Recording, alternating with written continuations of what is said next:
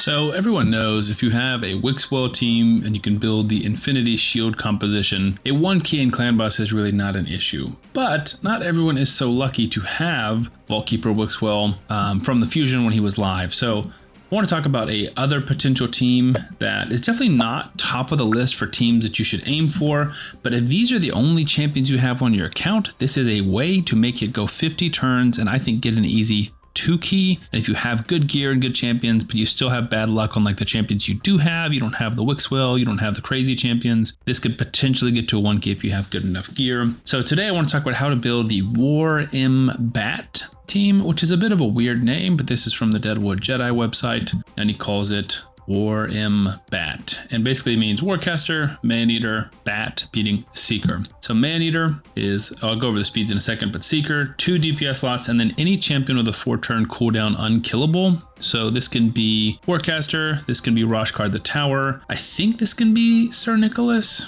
Yes, 4-turn as well. So pretty much anybody, but not Maneater or Demitha. So lots of different options. If you want an amazing start in Raid Shadow Legends, make sure to use the link in the description of this video to get a free Elenarl, Supreme Gaelic, and 3 epic champions as you level up throughout the game. I have 4 simple steps for you. Step 1, log out of Play and Play on your computer and uninstall it. If you are also on a mobile phone, you've never had Raid installed, it will work on the mobile phone as well. Step 2, click on the link in the description of this video and register to Plarium with a brand new email. Step 3, log into Raid and complete the tutorial. Step 4, go to your inbox and collect your first free legendary champion, which should be Elenarl. Then use the promo code Supreme6 to get your Void Legendary Supreme Gaelic. You also get your 3 epics as you level up through the game. Make sure to use this link if you want a great start in Raid.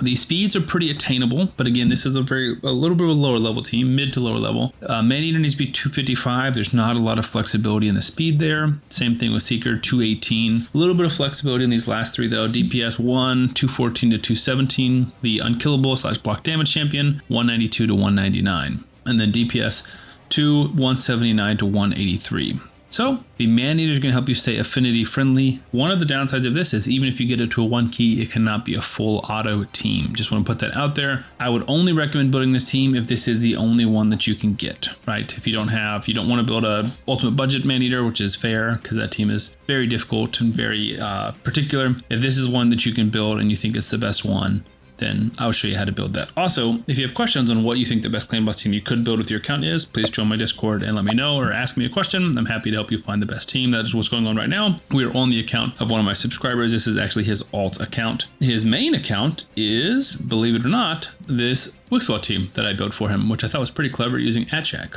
Anyways, going back to the speeds, we went over everyone's speeds. Speed tune sync. Ocean Nightmare will sync on turn 6, Nightmare will sync on turn 9, Brutal will sync on turn 3, so it can work for all 3 difficulties just with 3 different setups. It's got a skill setup. We're going to go over the Ultra Nightmare one today. There's obviously a few other ones. So Maneater is going to open with his A1, and then he's going to use his A3. So let me show you the team that we're building with the individual champions. We're using Frozen Banshee as one of our damage heroes and Martyr as the other. Obviously, it doesn't have to be these champions, but they are good. Martyr brings decreased defense and counterattack. Frozen Banshee brings poison sensitivity and a ton of poisons. We also have Seeker in a toxic set, so there's little poisons and big poisons, both getting benefit from that poison sensitivity. Frozen Banshee has an accuracy aura as well that helps us. We talked about Maneater. We're going to go through his AI as well as his setup. We have him with 2,300 attack, 255 speed, 124 crit damage. He's not going to do much damage at all, but he does have War Master, and start with the A2, then the A1. A2 hits harder than the A1, or sorry, A2 and then the A3. The A2 hits harder than the A1, so we do prioritize that one.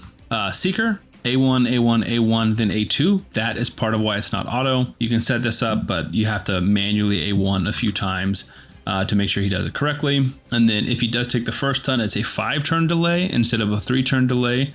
Similar with a few of the other champions like Maneater or Warcaster, you have to delay their skills if they do take the first stun. Again, this is very finicky, but I'm showing you how this is done. 4-turn unkillable, just 3 A1s or 3 A1s and A2s, and then their unkillable skills. So Maneater will go A2, Warcaster will go A2, A1, A1, unkillable. Gear, same stuff as always. You don't want to do any kind of masteries that give you skill cooldowns, reduce skill cooldowns, or give extra turn meter. Blessings, Brimstone, Cruelty, Phantom Touch, Heaven Cast potentially, or Nature's Wrath potentially is also very good. It says you want to avoid the stun hitting Maneater or the unkillable champion. Sometimes that's unavoidable and you will actually see that today. because we are facing Spirit Affinity, he wants to target somebody that's Force Affinity or neutral. So he's not going to target Frozen Banshee or Seeker. So he's going to target one of our Void Champions who we don't want them to hit, or Martyr. And it's actually not going to target Martyr. So I tried to get it too, but it won't, because it's going to put Martyr. Martyr is going to have increased defense and block debuffs, and he's going to choose the people without those. So you will see how we kind of have to react to that. But if you have any, like I said, if you have any questions, I'm more than happy to let you join my Discord and discuss things with you. So we're off to the races. The goal is a 2-key. I've got on the other screen the Deadwood Jedi calculator and what we're supposed to do. So Maneater opens with an A2, Seeker opens with an A1. Frozen Banshee can do as she wish. Obviously, you cannot use the ability that gives extra turn meter on Frozen Banshee. That is always off in Clan Boss. Warcaster goes. Martyr's going to go ahead and place her increased defense and counterattack. Unfortunately, her skill is on a 3-turn cooldown, and she is going 4-3.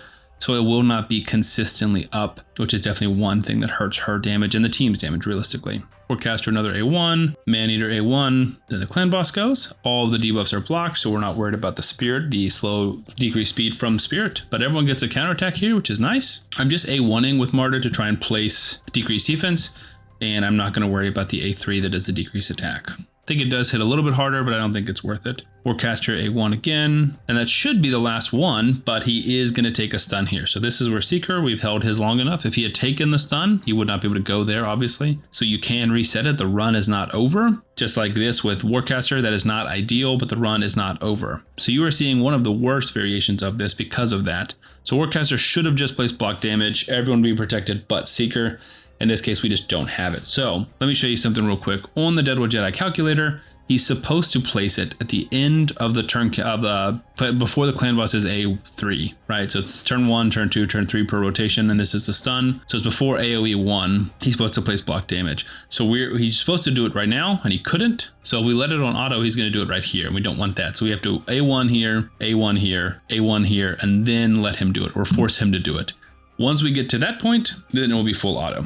So everyone else we could let go, but I'm just going to do this to be cautious and make sure we're doing all the right abilities. See, he wants to do it there. We're not going to let him. Everyone else is full auto at this point. Like when Seeker's abilities come up, he uses it. When Maneater's abilities come up, he uses it. So this is turn count 4. Maneater A3, Frozen Banshee A1. Perfect. We get 4 counterattacks, everyone but Seeker, who took his extra turn. And again, what we're looking for is a 2-key here. So we want 35-ish million. Warcaster another A1. Should be just one more after this. Seeker A1, Frozen Banshee A3. We're actually going to hold the A3 because it's not going to let her place it because we have 10 debuffs. So he tried to take the stun again, but obviously he's got block debuffs. Then we're going to go Warcaster A1, and finally, turn count 6, we can hit auto. I think after turn count 3, let me double check. Yes, after turn count 3, we would have been able to hit auto if the stun had went to one of the other 3 people. So I'm going to break it down, and I'm going to build different variations of this team for my subscriber and say like this is for Spirit and this is for Magic or whatever. This is for Ultra Nightmare, this is for Brutal, things like that. But now we're finally off to the races. So again, to recap, if you only have someone like a Warcaster who's not in a lot of teams, if you have a Rosh card, he's in some other teams. If you have Maneater, he's in some other teams. And if you have a Seeker, he's in a lot of teams. Hypothetically, you could replace Warcaster. There's a different variation or different team with a Painkeeper. If you have Demitha, there's lots of teams, but Warcaster is kind of limited in this. And so he said, I have a Warcaster and a Maneater. What team can I make? And I think this is probably the best that can be made with just Warcaster and Maneater. So like I said, I'm more than happy to help you guys find the right team for your account. Obviously, Wixwell is the easiest and the best option, but not everyone has him. So let me know. We will go ahead and speed this up, and I'll come back at the end, take a look at the damage.